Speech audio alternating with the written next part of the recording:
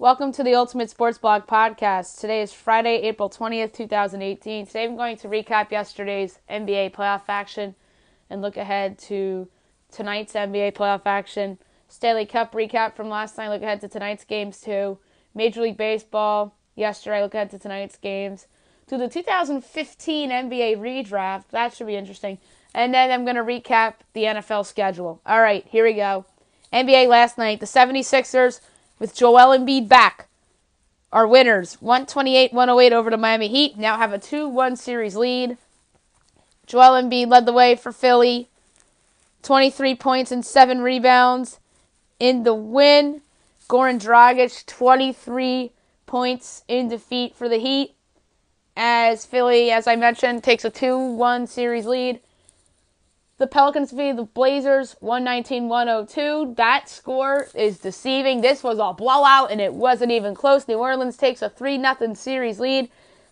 Nikola Mirotic put up 30 points in the win. C.J. McCollum put up 22 in defeat. And the Pelicans looked to sweep the Trailblazers over the weekend. The Warriors defeated the Spurs 110-97 to take a 3-0 series lead. Kevin Durant, 26 points in the win.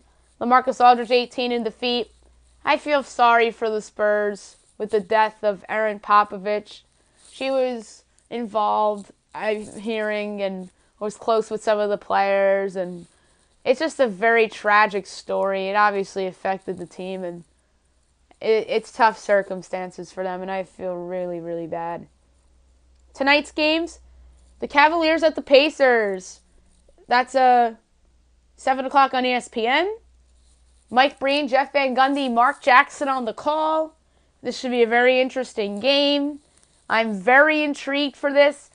Does Cleveland show up and win and play a complete game? Or does Victor Oladipo lead the way to a 2-1 series lead for the Pacers? Tough call, but give me the real MVP. That is LeBron James to will his team to victory yet again. Let's say another close one. 115-110 Cleveland, as I won't be shocked if Indiana has a lead late in this game and LeBron just takes over. Raptors at the Wizards, 8 o'clock ESPN 2. This should be another fun game in D.C. Toronto has a 2-0 series lead, but I think Washington finally gets on the board in the series, led by the great backcourt of John Wall and Bradley Beal. I expect a big bounce-back game from Beal. He had a terrible game, too. I like Beal to be better in Game 3, so give me the Wizards. Let's say 113-108 as your final.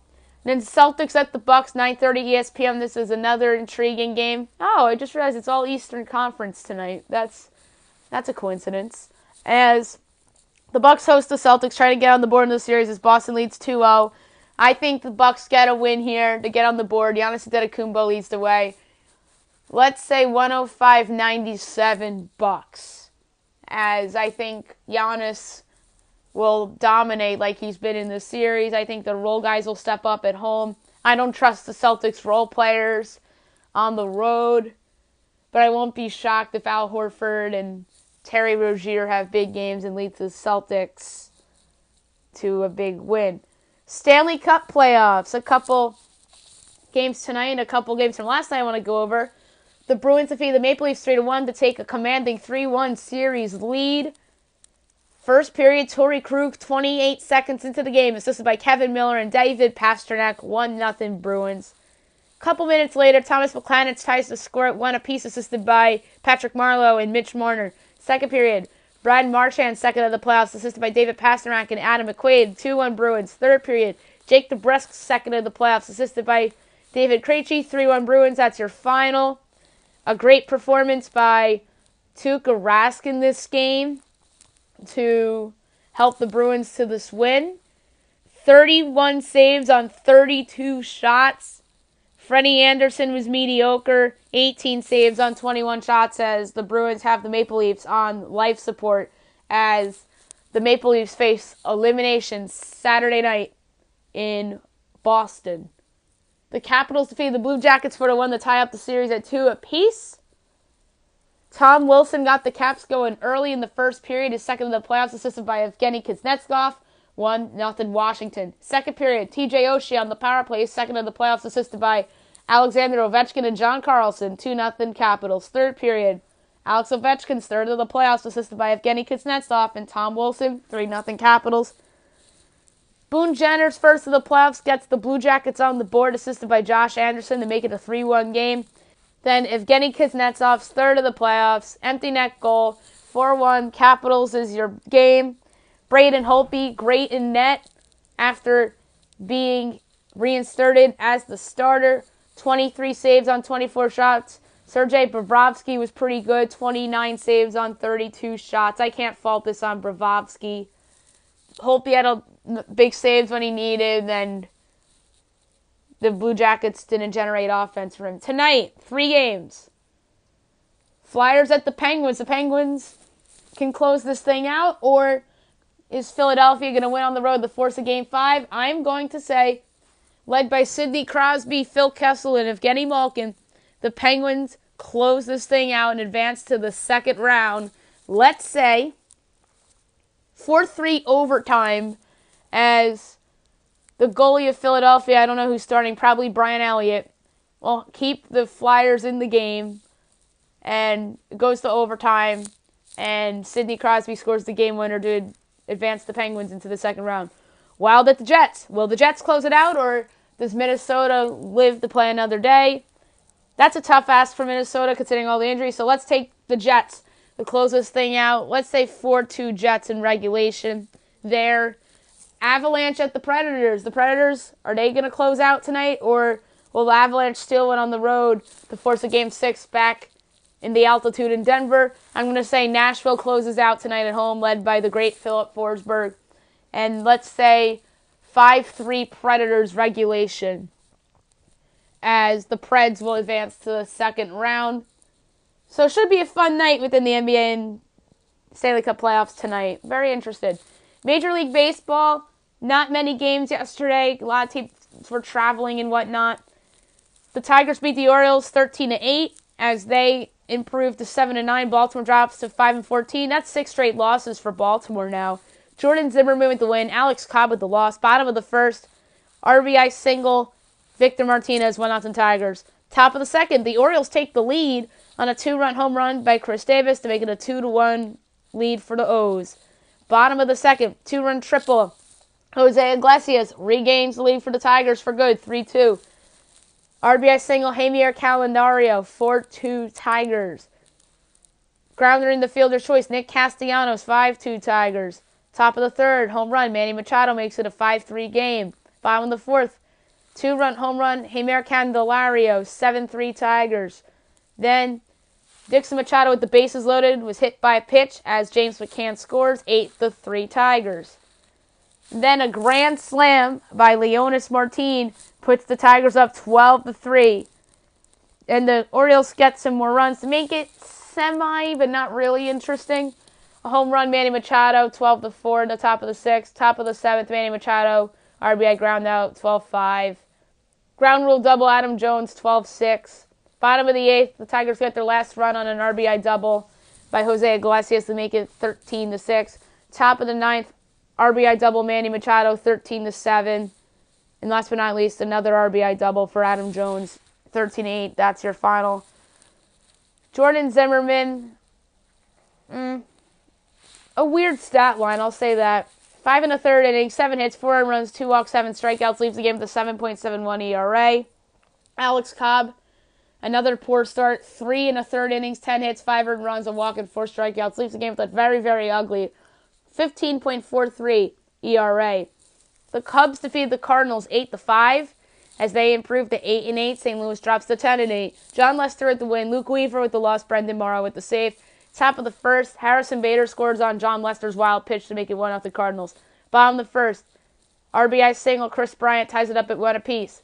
RBI single, Kyle Schwarber, 2-1 Cubs. Bottom of the second, RBI single, Albert Almora Jr., 3-1 Cubs.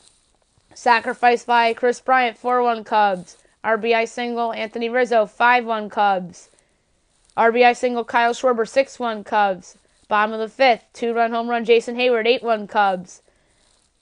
And then the Cardinals make it interesting. Top of the second, bases loaded walk by Paul DeYoung makes it an 8-2 game. Colton Wong hit by pitch. 8-3. Grounder in the fielder's choice by Dexter Fowler as Jed Jerko scores, and then Paul DeYoung scored on the throwing error by Javier Baez to make it 8-5. And that was your ball game. John Lester was pretty darn good. 6 innings, 2 hits, no earned runs, a walk, and 7 strikeouts. Leaves the game with a 3.1 ERA. Luke Weaver, meanwhile, 4 innings, 9 hits, 6 earned runs, a walk, and 3 strikeouts. Leaves the game with a 4.22 ERA. Lester's been really good since that terrible opening day start in Miami. I guess that was just a blip on the radar screen, and Lester is poised to have a good season. The Astros defeated the Mariners 9-2 as they improve to 13-7. Seattle drops to 9-8. Charlie Morton with the win. Marco Gonzalez with the loss. Gonzalez has been just terrible for the Mariners this year, and I remember they traded for him from the Cardinals, and I liked Gonzalez. He's had some moments for St. Louis in the playoffs, and he just hasn't really panned out with the Mariners. That's disappointing. So, anyway, top of the 5th, fielder's choice Josh Reddick, 1-0 Astros. 3-run double, Jose Altuve, 4-0 Astros. That's got to feel good for Altuve because he was struggling a little bit. Top of the 7th, home run, Max Stassi, 5-0 Astros. Top of the 8th, RBI single, Evan Gattis, 6-0 Astros. Bottom of the 8th, RBI double, David Freitas to make it a 6-1 game to put the Mariners on the board. RBI double, Gene Segura, 6-2 game. Top of the 9th, the Astros pull away for good. Josh Reddick home run, 7-2. Ground rule double, Jose Altuve, 8-2. Sacrifice fly, Carlos Correa, 9-2. Charlie Morton continues to pitch brilliant. 7 innings, 3 hits, and 8 strikeouts. Leaves the game with a .72 ERA. He has to be the best number 5 starter in baseball. He's just been tremendous. He pitched the Game 7 closeout against the Yankees in the ALCS last year and was brilliant. And closed out the World Series in Game 7 for Houston against the Dodgers. And he was brilliant in that performance as well. And I mentioned Gonzalez, 4 2/3 innings, 4 hits. No earned runs, though. A walk and 8 strikeouts. So he had a little bit better of a game than he had previously. He still has a 5.94 ERA. He had some ugly outings prior to this one against Houston. So most of the damage that Houston did in this game was courtesy of the Mariners bullpen. The Yankees defeated the Blue Jays 4-3 to improve to 9-8. Toronto drops to 12-6. Chad Green with the win. Aaron Sanchez with the loss. And Roldis Chapman with the save. Bottom of the 2nd, RBI ground out. Tyler Wade, 1-0 Yankees. Followed by an RBI single by Ronald Torres, 2-0 Yankees. Top of the 3rd, Luke Maile scored on an error to make it a 2-1 game. Top of the 4th, RBI single, Luke Maile, 2-2 game. Bottom of the 5th, RBI single, Didi Gregorius, 3-2 Yanks. Bottom of the 7th, just a mammoth shot of a home run by Aaron Judge, his 5th of the year, 4-2 Yankees. Top of the 8th, RBI single, Curtis Granderson to make it 4-3. And that was it. CC Sabathia in his first start off the disabled list, 4 1/3 innings, 4 hits, no earned runs, a walk and a strikeout. Leaves the game with a 2.7 ERA. So he gave the Yankees a couple innings, but in his first start off the disabled list, they didn't want to stretch him out very long. Aaron Sanchez, 6 innings, 7 hits, 3 earned runs, 2 walks, and 2 strikeouts. Leaves the game with a 3.86 ERA. The Phillies defeated the Pirates 7-0 as they improved to 11-7. Pittsburgh drops to 12-7. So that Pirates hot start is looking like an aberration by the day as they lost 2 out of 3 of the Rockies and they lose the opener to Philadelphia. Let's see how they finish off this Philly series. Meanwhile, Jake Arrieta with the win. Jamison Taillon with the loss. Disappointing start for Taillon because he was just brilliant for Pittsburgh to start out the season. And I'll get to Arrieta in a minute. Bottom of the 2nd, home run Rhys Hoskins, 1-0 Phils. Also, a 3-run single by Cesar Hernandez to make it 4-0 Philadelphia. Followed up by an RBI single by Abdul Herrera, 5-0 Phils. Bottom of the 5th, RBI single, Abdul Herrera, 6-0 Phils. Bottom of the 5th as well, RBI single, J.P. Crawford, 7-0 Phils. Jake Arrieta looked like the Jake Arrieta that won the Cy Young Award with the Cubs in 2015 on this start. 7 innings, 1 hit, 2 walks, no earned runs, 10 strikeouts, leaves the game with a 2.04 ERA. Just absolutely brilliant performance by Arrieta. Jameson Taillon, an inning and 2/3, 4 hits, 5 earned runs, 2 walks, 3 strikeouts. So obviously his worst start of the early season. Leaves the game with a 2.86 ERA. The Braves absolutely destroyed the Mets 12-4 as they improved to 11-7. New York drops to 13-5. Matt Whistler with the win, Matt Harvey with the loss. Harvey, it's curious what happened to him. He's at a crossroads right now in his career. His first start of the year was okay. His second start of the year was meh. And this was obviously his worst start of the early season so far. I'm interested to see how he recovers and if he turns into a fine pitcher for the Mets for the rest of the season. We'll get to Harvey more in depth on another podcast. Bottom of the first, sacrifice fly, Freddie Freeman, 1-0 Braves. Bottom of the first as well, 2-run home run, Kurt Suzuki, 3-0 Braves. Bottom of the third, RBI single, Nick Markakis, 4-0 Braves. Bottom of the third as well, RBI double that scored in 2 for Preston Tucker, 6-0 Braves. Top of the fifth, home run, Todd Frazier, making it a 6-1 game. Bottom of the seventh, a 3-run double by Preston Tucker, making a 9-1 Braves lead. Followed up by an RBI double by Dansby Swanson, 10-1 Braves. Top of the eighth, home run, Adrian Gonzalez, 10-2. Also in the top of the eighth, bases loaded walk, Brandon Nimmo, 10-3.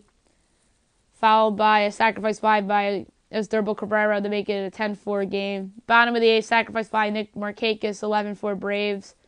Followed by an RBI double by Kurt Suzuki to make it 12-4 final. Matt Whistler pitched really well. 7 innings, 2 hits, 1 earned run, 8 strikeouts, leaves the game with a 1.29 ERA. That's really impressive because Whistler, I just remember being terrible a couple years ago. So if he keeps this up, then the Braves found themselves a nice piece for their rotation. Matt Harvey, 6 innings, 8 hits, 6 earned runs, a walk, and 4 strikeouts, leaves the game with an ERA of 6. The Brewers absolutely destroyed the Marlins, 12-3. The Brewers did what they were supposed to do. They improved to 11-9. Miami drops to 5-13. Chase Anderson with the win. Dylan Peters with the loss.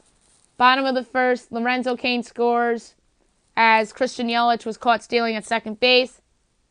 As the catcher went to shortstop, the first, the second, the first. That's when Cain scored. 1-0 Brewers. Top of the third, home run, Lewis Brinson, 1-1 game out. So a home run for Lewis Brinson is against his former team. Bottom of the third, Lorenzo Cain scores on a wild pitch by Dylan Peters to put them up 2-1. Top of the fifth, the Marlins take a 3-2 lead on a home run by Lewis Brinson, his second of the game, 3-2 Marlins. Bottom of the fifth, the Brewers take over. Home run, Lorenzo Cain ties it up at 3 apiece. Bottom of the fifth as well, RBI double by Jesus Aguilar, 4-3 Brewers. RBI single, Hernan Perez, 5-3 Brewers. Bottom of the sixth, RBI double, Lorenzo Cain, 6-3 Brewers. Jesus Aguilar, 2-run single, 8-3 Brewers. 3-run home run, Ryan Braun, 11-3 Brewers. Home run, Orlando Arcia, 12-3 Brewers, and that was it. Chase Anderson, 5 in the third innings, 5 hits, 3 earned runs, 2 walks, 3 strikeouts, leaves the game with a 3.25 ERA. Dylan Peters, 4 2/3 innings, 3 hits, 4 earned runs, 5 walks, and 4 strikeouts, leaves the game with a 6.98 ERA. The Diamondbacks defeat the Giants 3-1 as they improve to 13-5. San Francisco drops to 7-11. Zach Greinke with the win, Ty Blach with the loss. Brad Boxberger with the save. Top of the second, the Giants get their lone run on a home run by Brandon Belt that would put them up 1-0. Bottom of the third, RBI single, David Peralta to tie it up at 1 apiece. Bottom of the sixth, home run, A.J. Pollock, 2-1 Diamondbacks. Bottom of the seventh, home run, Ketel Marte to put the Diamondbacks up 3-1. Zach Greinke, really good game, 7 innings, 3 hits, 1 earned run, 1 walk, and only 2 strikeouts, though. Leaves the game with a 4.13 ERA, his best start of the early season. Ty Blach, 6 innings, 6 hits, 2 earned runs, 3 walks, 4 strikeouts, leaves the game with a 4.1 ERA, so he had a better start this time than he did in his last start. Last but not least, the Boston Red Sox just keep doing it. 7 straight wins, 8-2 winners over the Angels. They improved to 16-2, which is by far the best record in baseball. The Angels dropped to 13-6. Eduardo Rodriguez with the win. Nick Tropiano with the loss. Top of the first, Mookie Betts gets it going with the home run, 1-0 Sox. Bottom of the second, RBI single, Zach Cozart, 1-1. Top of the fourth, RBI double, JD Martinez, 2-1 Sox. RBI single, Rafael Devers, 3-1 Sox. Bottom of the fifth, Chris Young, home run, 3-2. Top of the sixth, 4-2 Sox and a home run by Andrew Benintendi. RBI single, Rafael Devers, 5-2 Sox. Top of the eighth, sacrifice fly, Mitch Moreland, 6-2 Sox. Top of the ninth, a 2-run single by Andrew Benintendi to make it 8-2 Red Sox. That's your final. Eduardo Rodriguez pitched pretty well. 6 innings, 3 hits, 2 earned runs, 3 walks, 5 strikeouts. Leaves the game with a 3.45 ERA. Nick Tropiano, 5 1/3 innings, 7 hits, 5 earned runs, 2 walks, and 3 strikeouts. Today's games, there was a game already played. We'll go over it in tomorrow's podcast. That was Royals-Tigers, game 1 of that doubleheader. The Tigers defeated the Royals 3-2 in 10 innings. The rest of today's slate, you have the Blue Jays at the Yankees. The Blue Jays looking to tie this one up at 1 apiece. Marco Estrada against Sonny Gray. One thing to note, Gary Sanchez behind the dish for the Yankees tonight. And Gray typically does not do well when Sanchez is on the mound. He's much better with Romine, as it was proven in the last start he had, which was a disaster in Fenway Park. So keep an eye on that. Indians at the Orioles. The Orioles looking to snap their 6-game losing streak. Trevor Bauer against Dylan Bundy. Pirates at the Phillies. The Pirates looking to bounce back from the disappointing loss last night. Ivan Nova against Ben Lively. Twins at the Rays. Lance Lynn against Chris Archer. Royals at the Tigers. Game 2 of today's doubleheader. Jacob Junis against Daniel Norris. In the first game, the pitching matchup was a decent one. It was Jason Hamill against Michael Fulmer. Mets Braves. You have Noah Syndergaard against Sean Newcomb. The Mets looking to bounce back from a dismal loss last night. You have the Mariners at the Rangers. Felix Hernandez against Mike Minor. Astros White Sox. James Shields against Justin Verlander. You have the Marlins at the Brewers. Trevor Richards against Julius Chassin. You have the Reds at the Cardinals. Brandon Finnegan, who did not look good in his first start, against Michael Wacha. You have the Cubs at the Rockies. Kyle Hendricks against John Gray. And by the way, storyline of that Reds game is that it's their first game under the intern manager. So we'll see how they do with the intern manager. We have the Padres at the Diamondbacks. Tyson Ross against Matt Coach. And big injury news for the Arizona Diamondbacks. They lost Tajon Walker for the year due to Tommy John surgery. That's a big blow to that Diamondbacks rotation. I think he's a really good pitcher. I thought he was going to have a good year this year. Very disappointing injury. Big loss for the Diamondbacks. And I'm interested to see if they make a trade to upgrade the rotation at the trade deadline, assuming that they're in contention. And you have the Red Sox going for 8 in a row tonight at Oakland. And that Drew Pomeranz, his first start of the year against Kendall Graveman, who's been bad this season for Oakland. You have the Giants at the Angels. Jeff Samardzija making his season debut against Andrew Heaney. And last but not least, the game of the night, Nationals-Dodgers, with the best 2 pitchers in the National League going head-to-head, Max Scherzer and Clayton Kershaw. That is absolutely appointment television, game of the night. It's on ESPN Plus, and don't forget, ESPN Plus is on a 30-day free trial, so you can watch that game on your mobile devices. So that's a fun thing. The NBA redraft from 2015, I want to get to that real quick before I do my thoughts on the schedule. 1, Minnesota Timberwolves, Karl Anthony Towns, center, Kentucky. No do-over here as the Timberwolves take their guy in Towns. He is always putting up double-doubles and still has room to grow as a player as he needs to fully develop on the defensive end of the floor. The actual pick, Towns. 2. Los Angeles Lakers. Kristaps Porzingis, power forward center, Latvia. The Knicks got a steal at Porzingis with the 4th overall pick. He is rehabbing from a torn ACL right now, and you can make a case he has the highest ceiling among the players from this draft. He can score, shoot it from 3, and protect the rim, but still needs to develop a post game, rebound better, and he has to develop a passing game. Imagine him playing alongside Julius Randle in the Los Angeles front court. The actual pick, D'Angelo Russell, point guard, Ohio State. 3. Philadelphia 76ers. Devin Booker, shooting guard, Kentucky. The Suns got a steal with Booker with the 13th pick. He's going to be a great scorer in this league someday, and imagine him with Ben Simmons and Joel Embiid. If that was the case, his defensive issues would be hidden.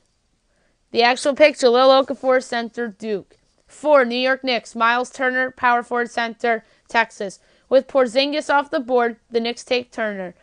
He's a key part of the Pacers' future along with Victor Oladipo, and would have been a part of the Knicks' long-term future as well, since he can do a lot of the same things as Porzingis can. The actual pick, Kristaps Porzingis, power forward center, Latvia. 5. Orlando Magic. Terry Rozier, point guard, Louisville. The Celtics got a steal in the middle of the first round with Rozier. He's improved his game a lot this season with getting more playing time with Kyrie Irving injured.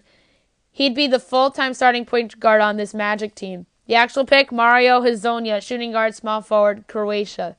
6. Sacramento Kings. Kelly Oubre, shooting guard, small forward, Kansas.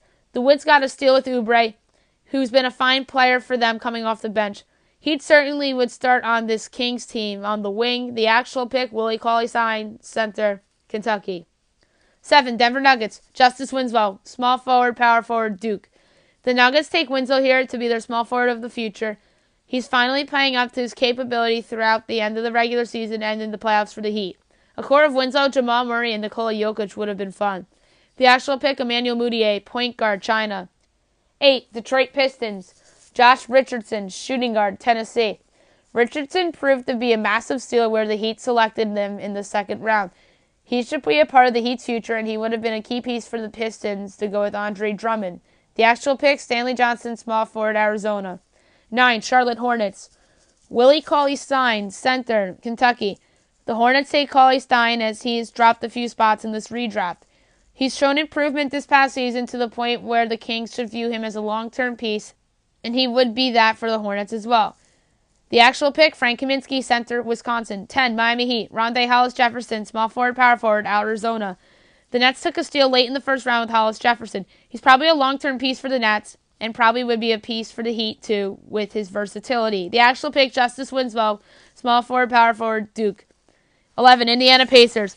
D'Angelo Russell, point guard, Ohio State. With Turner off the board, the Pacers take Russell, who drops in this redraft. Maybe this would have been a better situation for Russell as the Pacers take him possibly to be their future point guard instead of being in the bright lights of Los Angeles or in Brooklyn. The actual pick, Miles Turner, power forward center, Texas. 12. Utah Jazz. Mario Hezonja, shooting guard, small forward, Croatia. The Jazz take Hezonja here to bank on his upside and potential. He finally showed that late this past season, so it's interesting to see what the Magic can do with him. The actual pick, Trey Lyles, power forward, Kentucky. 13. Phoenix Suns. Bobby Portis, power forward, Arkansas. The Bulls may have found a possible steal with Portis at where they picked him later on in the first round. He thrived at the end of the season, and the Bulls may use him as trade bait this summer with Lauri Markkanen being their power forward of the future. The actual pick, Devin Booker, shooting guard, Kentucky. 14. Oklahoma City Thunder. Stanley Johnson, small forward, Arizona. The Thunder take Johnson here to bank on his potential as he drops in the redraft. He showed some flashes toward the end of the season for the Pistons as he started for them down the stretch. The actual pick, Cameron Payne, point guard, Murray State. 15. Washington Wizards, from the Brooklyn Nets via the Atlanta Hawks. Larry Nance Jr., power forward, Wyoming. The Lakers got themselves a steal late in the first round with Nance. The Lakers used him as trade bait this past season, shipping him to Cleveland with Jordan Clarkson to clear cap room to sign max free agents this upcoming summer, although he hasn't lived up to expectations in Cleveland. The actual pick, Kelly Oubre, shooting guard, small forward, Kansas. 16. Boston Celtics. Frank Kaminsky, center, Wisconsin. The Celtics take Kaminsky here to improve their front court. The question is, does he start alongside Al Horford or does he come off the bench? He's been a nice player for the Hornets the last few seasons and is capable of getting better. The actual pick, Terry Rozier, point guard, Louisville. 17, Milwaukee Bucks. Montrezl Harrell, power forward, center, Louisville. Harrell proven to be a steal where the Rockets selected him in the second round, and they shipped him to Los Angeles in the package for Chris Paul. He's a fun player to watch as he always provides energy off the bench, and he did a solid job starting while DeAndre Jordan was hurt. The actual pick, Rashad Vaughn, shooting guard, UNLV. 18, Houston Rockets from the New Orleans Pelicans. Sam Decker, small forward, Wisconsin. No do-over here as the Rockets take their guy in Decker. He was also packaged to the Clippers in the package they got in return for Chris Paul. He's a good three-point shooter and brings a lot of energy off the bench. The actual pick, Decker. 19, New York Knicks from the Washington Wizards via Atlanta Hawks. Cedi Osman, shooting guard, small forward, Germany. Osman might end up being a steal at where he was selected in this draft. He's been in and out of the starting lineup for the Cavs and should be getting a lot of playing time during the Cavs playoff run. The actual pick, Jerian Grant, point guard, Notre Dame. 20, Toronto Raptors. Norman Powell, shooting guard, UCLA. The Raps got a steal at where Powell was selected in the second round. He's been a big part of their bench the last few seasons, and I'm interested to see if he sticks around with the Raps long term. The actual pick, DeLon Wright, point guard, Utah. 21, Dallas Mavericks. Tyus Jones, point guard, Duke. Jones has been a fine backup point guard for the Timberwolves this season. He's actually started in place of Jeff Teague a few times while Teague was injured and did a nice job. He would have been a starter perhaps on the Mavs if they didn't have Dennis Smith Jr. The actual pick, Justin Anderson, small forward, Virginia. 22, Chicago Bulls. TJ McConnell, point guard, Arizona. It's crazy that McConnell went undrafted. He's been such a good player for the Sixers the last few seasons and is a guy that can swing a game off the bench, and he could have done that with the Bulls as well. The actual pick, Bobby Portis, power forward, Arkansas. 23, Brooklyn Nets from the Portland Trailblazers. Quinn Cook, point guard, Duke. Cook probably should have been drafted too, as he's done such a great job stepping in for the injured Steph Curry.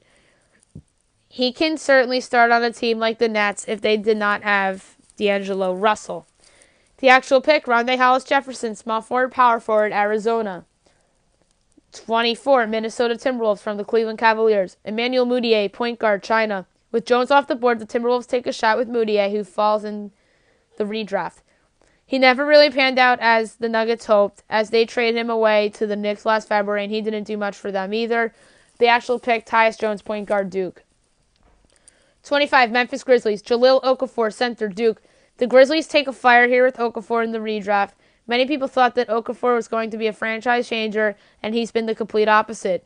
The Sixers dealt him away to the Nets last year, and he barely even saw playing time on Brooklyn after he was traded. The actual pick, Jarrell Martin, power forward, LSU. 26, San Antonio Spurs. Willie Hernangomez, center, Spain. Hernangomez showed some promise with the Knicks last season, and then was their third-string center since he was beat out by Enes Kanter for the starting job, and then Kyle O'Quinn for the first center off the bench. And that led to a trade this past season to Charlotte. Hernangomez would have been a great Spur as well because they love their international players. The actual pick, Nikola Mutinov, center, Serbia. 27, Los Angeles Lakers. Dakari Johnson, center, Kentucky. Johnson has showed some promise this season as he started a few games for the Thunder when Steven Adams missed some time. Johnson should be getting some minutes in the playoffs for OKC, and he would have been a nice backup center for the Lakers too. The actual pick, Larry Nance Jr., power forward, Wyoming. 28, Boston Celtics from the Los Angeles Clippers. DeLon Wright, point guard, Utah. Wright has been a solid backup for the Raps this season and is an underrated player on that second unit. He fit on the Celtics team as their backup point guard since Rozier's off the board in the redraft. The actual pick, R.J. Hunter, shooting guard, Georgia State. 29, Brooklyn Nets from Atlanta Hawks. Cameron Payne, point guard, Murray State. The Nets take a chance on another young point guard in Payne as he drops in the redraft. He had some good moments as Russell Westbrook's backup for the Thunder and then was traded last year to the Bulls in the Todd Gibson deal. He has been injured often throughout his young career, and that's probably what made the Thunder make a choice to trade him. The actual pick, Chris McCulloch, power forward, Syracuse. 30, Golden State Warriors. Jarrell Martin, power forward, LSU. Martin has been improving as a player since he's been drafted. He may have played himself into the Grizzlies' long-term plans as he could be a nice big man off the bench for the Dubs. The actual pick, Kevin Looney, power forward, UCLA. Last but not least, I'm going to go over the NFL schedule. I'll go week by week and list off all the games. Week 1, September 6th, Atlanta at Philly. That's Philly's home opener. There's a rematch from the division round last year, so that should be fun. And don't forget, that game came down to the end as Matt Ryan couldn't find Julio Jones in the end zone. Sunday, September 9th, you have Steelers at the Browns. Maybe Sam Darnold or Josh Allen's NFL debut. Or is it Tyrod Taylor? Cincinnati at Indianapolis. Tennessee at Miami. The best 1 o'clock game on the board. San Francisco at Minnesota. 2 teams that are contenders in the NFC now. Or this game, it could be the game of the 1 o'clocks. Houston at New England. That's the return of Deshaun Watson against the defending AFC champions. And Brady and Gronk should be set to go as they're dealing with issues in the organization right now. We'll get to that on another podcast. Tampa Bay at New Orleans. Jacksonville at the New York Giants. That is Tom Coughlin's homecoming game, so that's going to be an emotional game in East Rutherford. And Buffalo at Baltimore closes out the 1 o'clock slate. 4 o'clock slate. Kansas City at Los Angeles Chargers. Nice division game there. Seattle at Denver. Washington at Arizona. Dallas at Carolina. That Dallas-Carolina game, those are 2 of the contenders in the NFC. That has Joe Buck, Troy Aikman written all over it. And Sunday night game's a surprise. Chicago at Green Bay. Is the league banking on Chicago to be this year's version of the Rams? Are they banking on Trubisky to make a leap? I'm very surprised NBC chose this game for week 1. A lot of people thought it was a chance it was going to be Giants at Dallas again. There was some speculation that it was going to be a game I'm going to get to later in the schedule, which was Seattle hosting San Francisco, which will be Richard Sherman's return to Seattle. And your Monday night doubleheader, Jets at the Lions is 7 o'clock and 10:20. As I predicted on this podcast yesterday, Rams at the Raiders. Did I call that? I did call that. And I'm proud of myself for calling that one because I thought ESPN would totally air the first game of John Gruden's second Raiders tenure. And it would be only fitting if it was against a contender. And not just a contender, but an in-state rival in the Rams. So that is the game of week 1. There's a lot of great games, but I love this Rams-Raiders. That could be a Super Bowl preview, potentially, if the Raiders live up to expectations. Week 2. Thursday Night Football. A mediocre division matchup between Baltimore and Cincinnati. Those are probably the second and third best teams in that division. And your Sunday slate for September 16th is Carolina at Atlanta. That is a big game within the NFC South. Those are 2 of the contenders for that division. Chargers at the Bills. A big game in the NFC North. Minnesota at Green Bay. That's probably the Joe Buck, Troy Aikman special for week 2.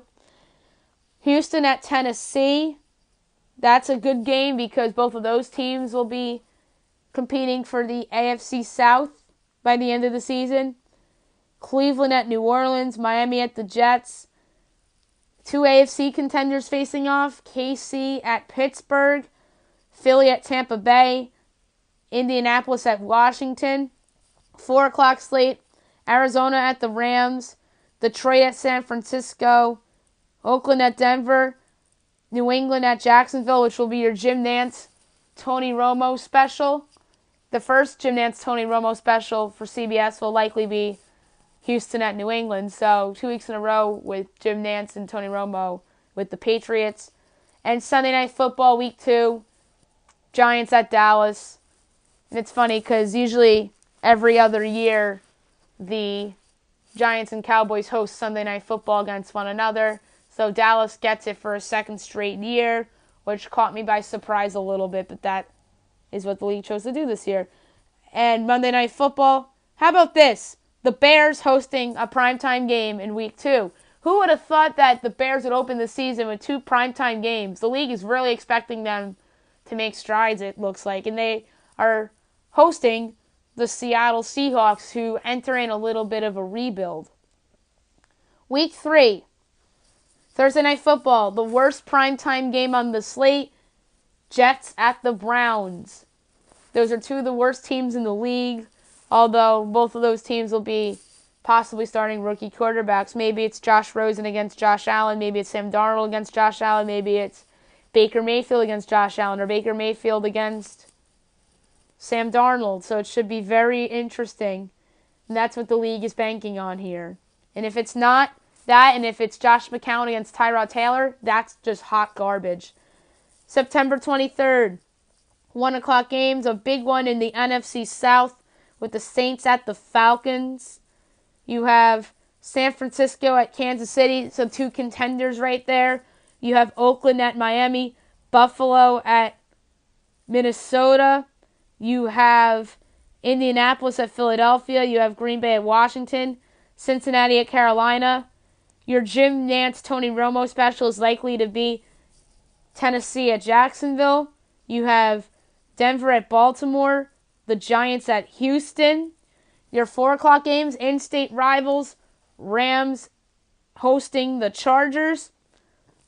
You have the Bears at the Cardinals. Your Joe Buck, Troy Aikman special, Dallas at Seattle.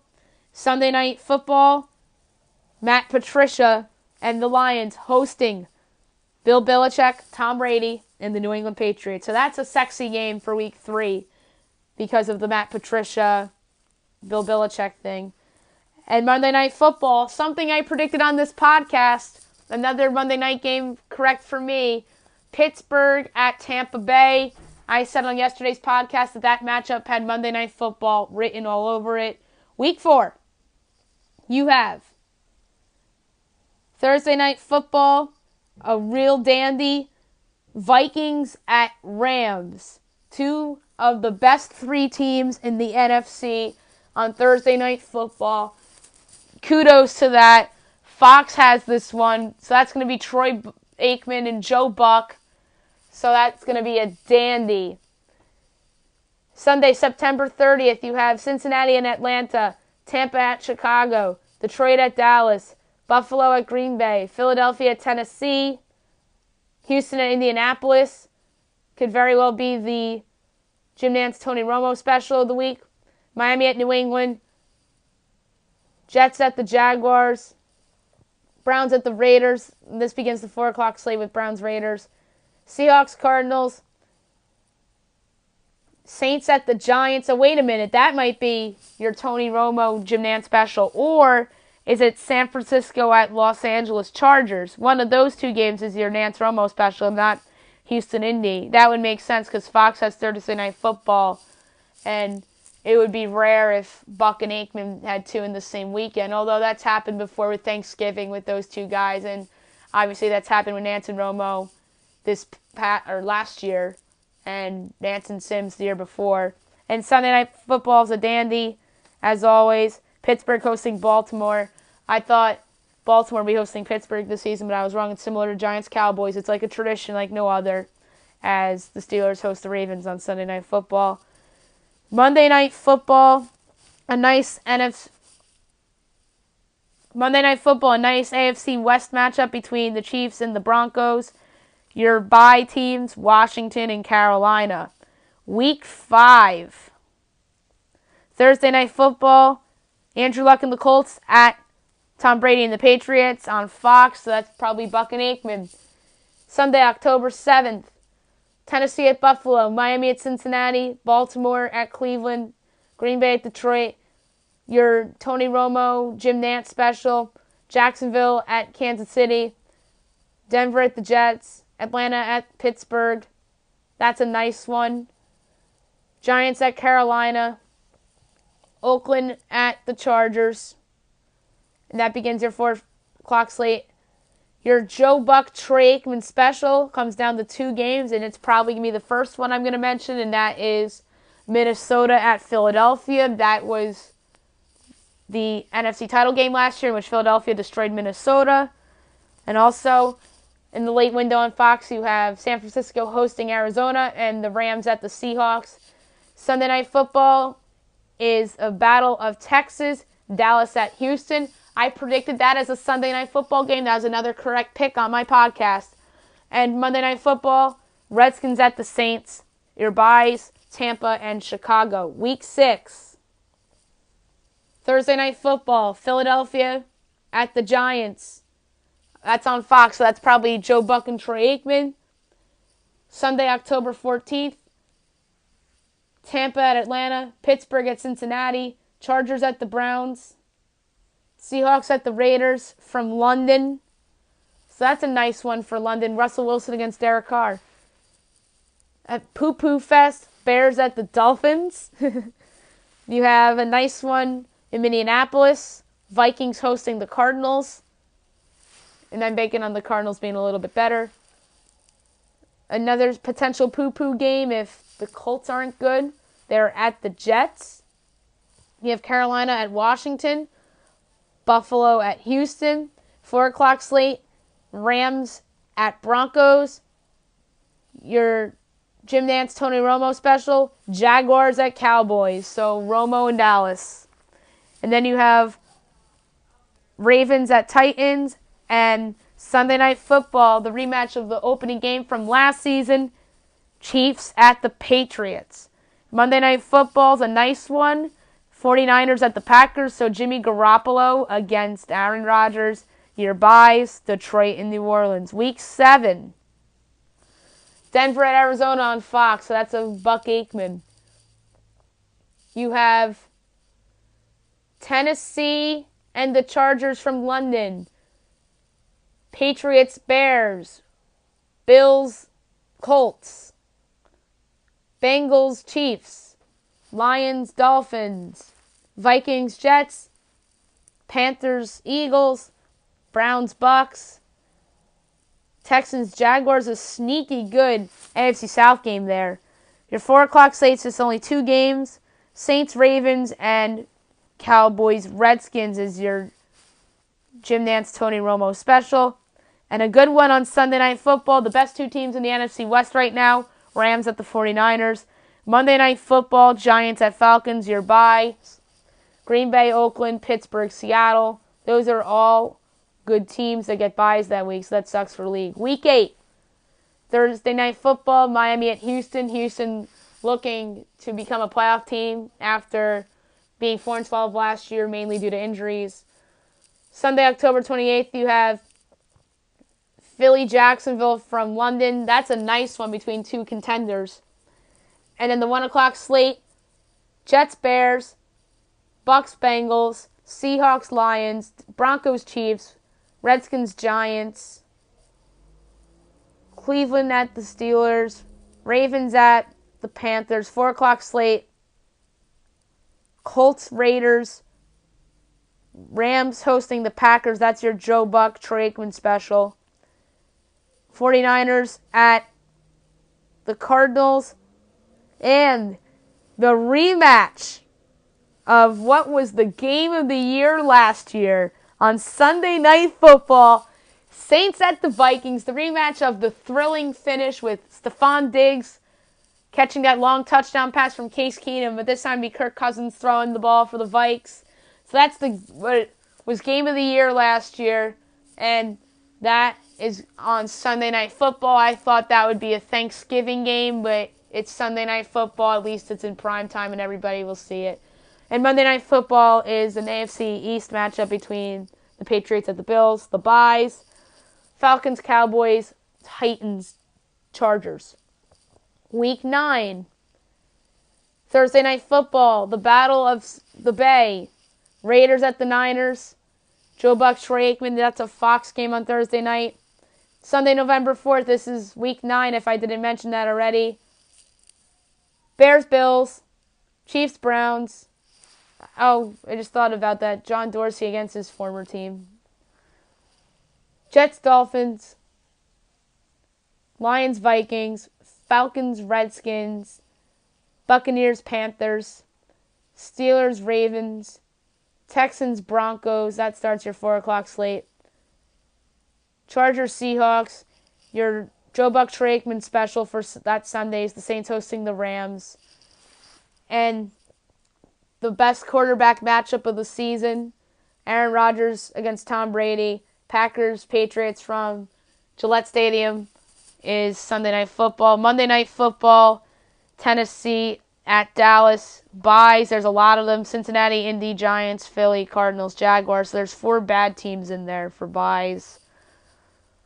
Week 10, Thursday, November 8th, you have Carolina at Pittsburgh on Fox. That's going to be Buck and Aikman.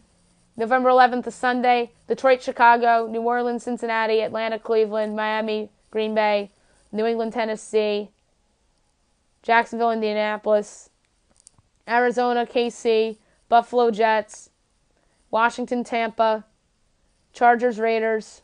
That's a nice one on Fox. That's weird that that's a Fox game because that's an AFC West game. And you would think that would be a Nance Romo game. But the Nance Romo game is the NFC West, and that's the Rams hosting the Seahawks. Sunday Night Football, the defending Super Bowl champ, Philadelphia Eagles, hosting the Dallas Cowboys. That makes sense because Philly went to Dallas the last couple years on Sunday Night Football. Now this time Dallas gets to go to Philly. So that should be a fun game. And then Monday Night Football, you have Giants 49ers, so Eli Manning against Jimmy Garoppolo. Your byes, Denver, Minnesota, Baltimore, and Houston. So some pretty good teams getting byes that week. Week 11, Thursday Night Football, you have on Fox, Green Bay at Seattle. That's a great one. That's been a nice rivalry these last couple years. You had the Fail Mary on Monday Night Football in 2012. You had that Packers collapse in the 2015 NFC title game. And ironically enough, Joe Buck and Troy Aikman called that game. They'll be probably calling this game as well. Sunday, November 18th, Dallas at Atlanta, Minnesota at Chicago, Carolina at Detroit, Tennessee at Indy, Philly at New Orleans, Tampa at the Giants, Houston at Washington, Cincinnati at Baltimore, 4 o'clock slate, Oakland at Arizona, Denver at the Chargers, and your Sunday night game is Pittsburgh at Jacksonville. That's your AFC Division Round rematch. And Monday Night Football from Mexico City, 2 contenders, Chiefs, Rams, byes. A ton of bad teams in there. Buffalo, Cleveland, Miami, New England, Jets, and Niners. Only 2 good teams getting byes that week. Week 12, Thanksgiving. Thursday, November 22nd, you have the Bears at the Lions is your CBS game. Your Fox game, Washington at Dallas, and your NBC game, Atlanta at New Orleans. That's a big-time division matchup there from the Big Easy. November 25th, you have Jacksonville at Buffalo, Cleveland at Cincinnati, Miami at New England, Miami at Indianapolis, New England at the Jets, the Giants at the Eagles, Niners at the Bucks, Seahawks at the Panthers, Raiders at the Ravens, 4 o'clock slate, Arizona at the Chargers, Pittsburgh at Denver is your Jim Nance, Tony Romo special, and Green Bay at Minnesota is your Sunday night matchup. That is a well-deserving Sunday night matchup. Good division rival. Could be for the NFC North title. Both of these teams will be battling that this upcoming season. And I predicted that matchup would be Sunday Night Football, so good props by me. And then a great Monday night division game between Tennessee and Houston. Your byes, Kansas City, and the Rams. Those are 2 good teams getting a bye that week. Week 13, Thursday Night Football, 2 NFC contenders. And that's a Fox game, so that's Buck and Aikman. Dallas hosting New Orleans. I thought that was going to be a Sunday night game, but I was wrong. Sunday, December 2nd is pretty loaded. No more byes. You have Baltimore at Atlanta, Denver, Cincinnati, Rams, Detroit, Arizona, Green Bay, Buffalo at Miami, Chicago at the Giants, Chargers at the Steelers, Panthers at the Bucks, Indy at Jacksonville, Cleveland at Houston, Jets at the Titans. Starts your 4 o'clock slate. Division matchup, KC at the Raiders, and your Joe Buck Troy Aikman special, Minnesota at New England. And Richard Sherman's return to Seattle is Sunday Night Football indeed. That's the Niners hosting Seattle. Monday Night Football is your defending champion Philadelphia Eagles hosting the Washington Redskins. Week 14 is interesting. You have a division matchup on Thursday Night Football on Fox between Jacksonville and Tennessee. Those two teams are going to be up for that division. Joe Buck and Troy Aikman will call that game in all likelihood.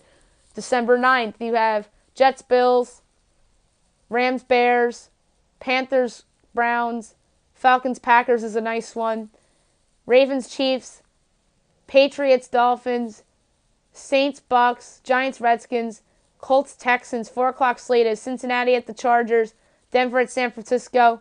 Your Joe Buck, Troy Aikman special, Philadelphia at Dallas, Detroit at Arizona. Sunday Night Football is Pittsburgh at Oakland. That's a good one. I thought that was going to be a game on Christmas Eve, but I was wrong. And Monday Night Football is a pretty good one. Minnesota at Seattle. Week 15, you have Thursday Night Football on Fox with KC hosting the Chargers. That's probably going to be Joe Buck and Troy Aikman. Saturday, December 15th on NFL Network, it's a doubleheader. They're both listed for 4:30 for now, but one of these games is going to be 8:30. You have the Browns at the Broncos and the Texans at the Jets. If I'm the league, I put the Jet game at night because it's Deshaun Watson in primetime. And December 16th, you have Arizona and Atlanta, Detroit at Buffalo, Green Bay at Chicago, Oakland, Cincinnati, Dallas, Indianapolis, Miami, Minnesota, Tennessee at the Giants, Washington, Jacksonville, Tampa Bay, Baltimore, Seattle, San Francisco. That's a nice one. And your Jim Nantz, Tony Romo special, New England at Pittsburgh, Week 15, just like last year. And Sunday Night Football is a dandy, and it's a rematch of the game where Carson Wentz towards ACL, which is Philadelphia at the Rams. And that's your Sunday Night Football.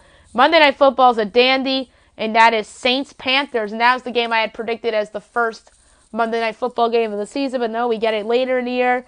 And I was also correct by getting that one on Monday Night Football. So a good NFC South matchup in Week 15 on Monday Night Football. Week 16, you have, there will be 2 games played on Saturday, December 22nd, but that's to be announced.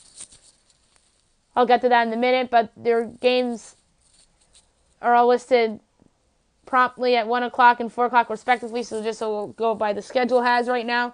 You have Cincinnati at Cleveland, Tampa at Dallas, Minnesota at Detroit, Washington at Tennessee, Giants at Colts, Jacksonville at Miami, Buffalo at New England, Green Bay at the Jets, Houston at Philly, that's a nice one. Atlanta at Carolina, that's a nice one too. That might get picked for primetime, I hope so. Could be the NFC South. 4 o'clock, Rams at the Cardinals, Ravens at the Chargers, Bears at the Niners. Your Nantz Romo special is Pittsburgh at New Orleans, that's a nice one. And Sunday Night Football is KC at Seattle. Christmas Eve special, your Monday Night Football finale.